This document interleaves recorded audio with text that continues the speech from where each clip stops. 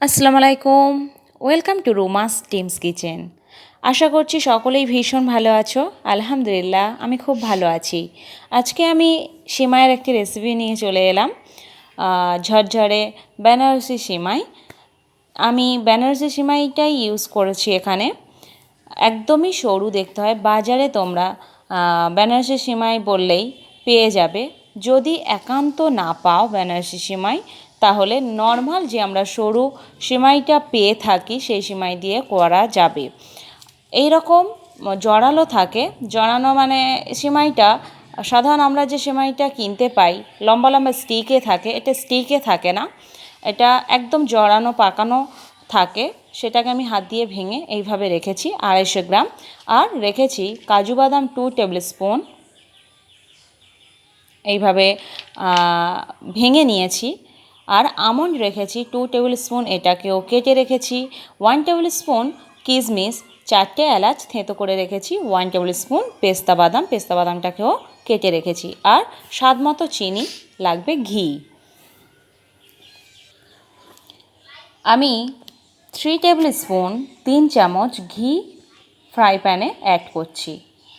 250 গ্রাম সিমাই এখানে ইউজ করছি আমি। 250 গ্রামে চিনি তোমরা 200 গ্রাম ইউজ করবে। যদি তোমরা চিনি বা মিষ্টি কম খাও তাহলে সেখানে কমিয়ে বাড়িয়ে নিতে পারো। আমি ঘিয়ের মধ্যে সিমাইটাকে দিয়ে দিলাম। সিমাইটা আমার ভাজাই কেনা, তবুও আমি আরও ভালোভাবে ব্রাউন করে ভেজে নেব, তাতে ক্রিসপি আর টেস্টি বেশি হয়। ভালোভাবে ভেজে নেব। বেশ 5 মিনিট থেকে 6 মিনিট আমি এটা লো আঁচে ভেজে নেব।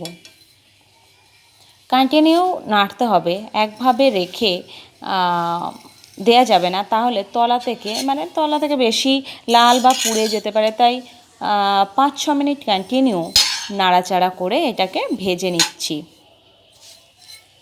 আমি এরই মাঝে মিনিট 2 নাড়ার পরে আমি ড্রাই ফ্রুটসগুলো এর মধ্যে দিয়ে দেবো, তাহলে ড্রাই ফ্রুটসগুলো আলাদাভাবে ভেজে নিতে হবে না, সিমাইয়ের সাথে একই সাথে এটা ভেজে নেওয়া হয়ে যাবে।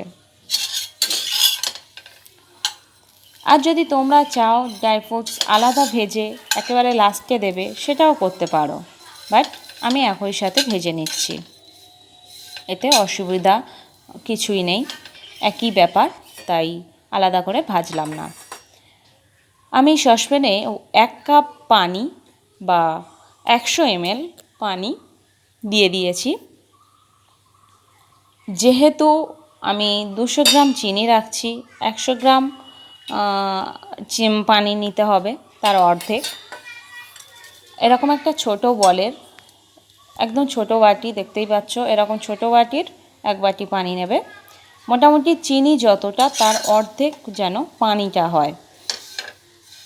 আমি 250 গ্রাম সিমাইয়ের পরিমাপেই এটা বলছি। যদি তোমরা সিমাইয়ের পরিমাপটা বাড়াও বা কমাও, সেই অর্থে পানি চিনি দুটোই কমে যাবে বা বেড়ে যাবে। আমি 200 গ্রাম চিনি ওই পানির মধ্যে অ্যাড করে দিলাম। 2 মিনিট ফুটলেই এনাফ, 2 মিনিট ফুটে গেলেই হয়ে যাবে। এটাকে খুব থিক করতে লাগবে না। Sugar serum ready.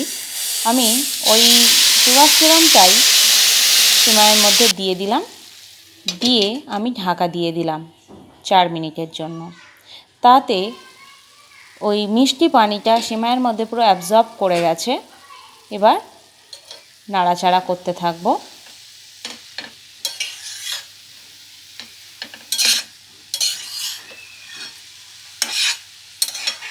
এটাকে বেশ কিছুক্ষণ নাড়াচাড়া করে নিতে হবে, কন্টিনিউ নাড়তে হবে, তাতে এক্সট্রা যে সিমাইয়ের মধ্যে পানিটা আছে সেটা পুরোপুরি সিমাইয়ের মধ্যে অ্যাবজর্ব করে নেবে, আর সিমাইটা আমার ধীরে ধীরে ঝরঝরেতে পরিণত হয়ে যাবে।